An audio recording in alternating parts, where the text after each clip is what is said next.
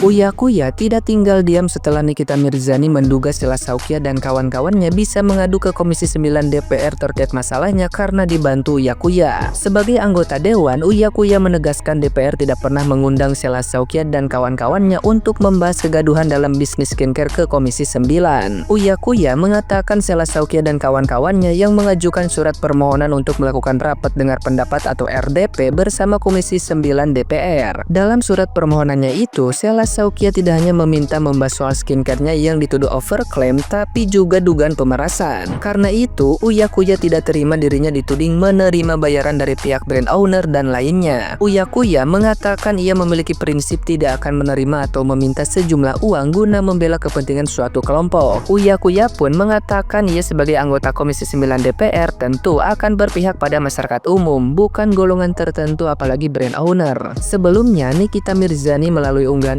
Instagram story-nya menduga Sheila Saukia, Reza Gladys dan kawan-kawannya bisa mendatangi Komisi 9 DPR untuk mengadu atas bantuan Uya Kuya. Nah, gimana nih menurut netizen yang terhormat? Silahkan berkomentar ya. Bapak Uya Kuya yang terhormat DPR RI Komisi 9. Saya melihat VT Bapak yang menceritakan bahwa Komisi 9 itu tidak mengundang produsen skincare, tapi mereka mengirim surat untuk RDP. Oke Pak, saya berdiri di konsumen Pak ya, karena saya sebagai ketua Smart Konsumen. Saya ceritakan nih Pak, perjalanan panjang kita. Karena kita merasa Pak, ini kita konsumen ada induk, ada badan yang dibentuk oleh negara, namanya BPKN, Badan Perlindungan Konsumen Nasional. Maka kami kirim surat Pak ke BPKN.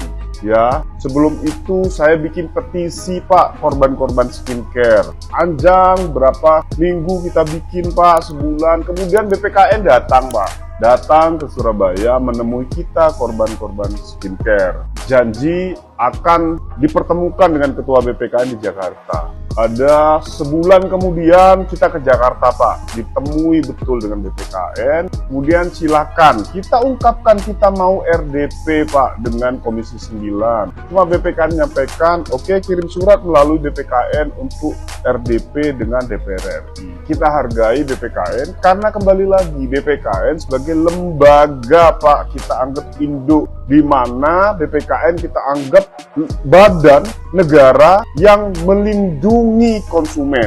Tugasnya memang harusnya seperti itu Pak. Jadi melalui itu surat ke BPKN untuk RDP dengan Komisi 9. Tiba-tiba Pak, kita nunggu dari tahun 2024 November kemarin, tiba-tiba barusan kita dengar kabar produsen skincare diundang Pak. Jadi panjang jalannya kita Pak, berliku-liku Pak, itu Pak. Nggak bosen saya ngingatin Pak, nunjukin gambar surat sudah diterima oleh BPKN. Entah BPKN neruskan ke Komisi 9 atau tidak, kita tidak tahu Pak. Mau tanya sama anggota DPR mengenai permasalahan mereview skincare. Bapak-bapak pejabat yang terhormat kan sudah undang keterkaitannya dengan SS dan Dr. R yang katanya pemerasan itu bawa-bawa nama anggota DPR. Selain itu kan ini ada permasalahan tentang mereview produk overclaim dan beberapa hal lainnya menyangkut tentang skincare sama UMKM. Bapak, apa salahnya dalam asas keterbukaan? Kenapa nggak diundang pihak dari NM dan Doktif? Ini kan yang diundang dari pihak ownernya nih. Siapa tahu kan dari pihak NM dan Doktif bisa mewakili dari suara masyarakat. Permasalahan skincare ini kan bukan perihal hanya owner yang dirugikan, tapi bagaimana masyarakat yang ikut serta dirugikan juga. Perlu diingat juga ya Pak, DPR itu Dewan Perwakilan Rakyat, yaitu kami. Bukan perwakilan hanya owner saja. Ini pendapat dan opiniku. Bagaimana dengan kawan-kawan masyarakat Indonesia semua? Silakan komen ya guys ya. Apa cuman aku yang kakak kikik yang ngetinggi? Tahan tawa dulu. Lihat si owner skincare yang dua ini, upin-ipin lah ya kita bilangnya.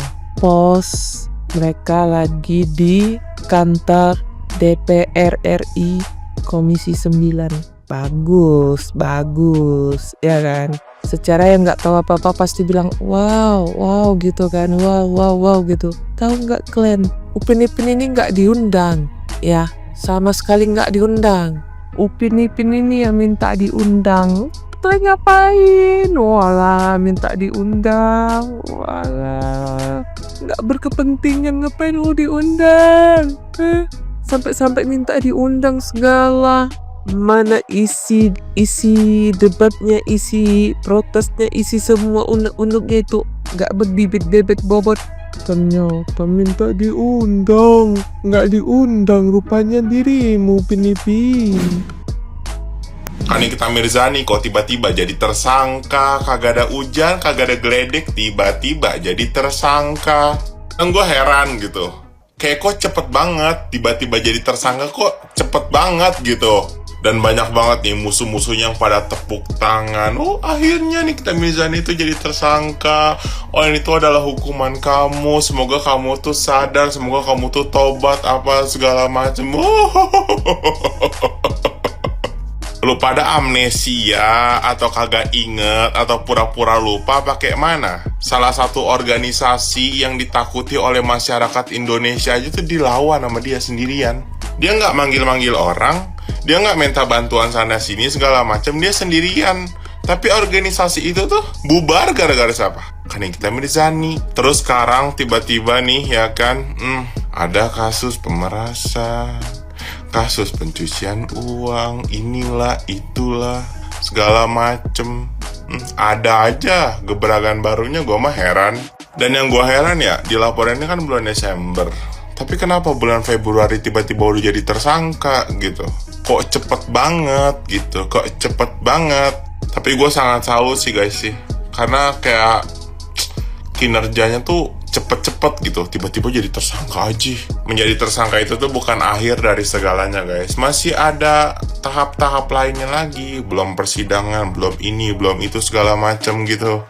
Kita lihat dan kita kawal terus guys, siapa yang benar dan siapa yang salah nanti, oke? Ya biasa guys, orang yang kuat itu tuh emang kalah dulu di awal gitu ya kan. Ya siapa tahu itu tuh adalah triknya dia gitu, supaya membuka sesuatu kejahatan gitu ya kan. Ya kita lihat aja guys, sampai mana ini kasusnya, oke? Kenapa Doktip dan NN tidak diundang? Kok pilih kasih? Ya didatangkan aja semuanya. Nah mungkin komentar ini juga ada banyak dengan komentar yang sama bertebaran di sosial media terkait dengan rapat yang diadakan oleh DPR kemarin bersama Dr. Reja dan suaminya, ada Sela Sokia dan suaminya, ada Dr. Janet, ada Dr. Andreas, Dr. Gregor, apoteker si Rose itu ya. Ada banyak komentar yang seperti ini. Ya, nah di sini aku mau menjelaskan ya terkait dengan rapat itu namanya rapat RDP atau rapat dengar pendapat bersama DPR RI. Nah ini bisa dibaca ya, RDP di DPR adalah rapat dengar pendapat yang merupakan salah satu fungsi pengawasan DPR. RDP dilakukan untuk mengetahui aspirasi atau laporan mengenai masalah yang dihadapi oleh daerah atau instansi pemerintah. Nah jadi orang-orang yang ada rapat dengan DPR kemarin itu seperti Sela Sokia dan suaminya, ada Dr. Andreas, ada Dr.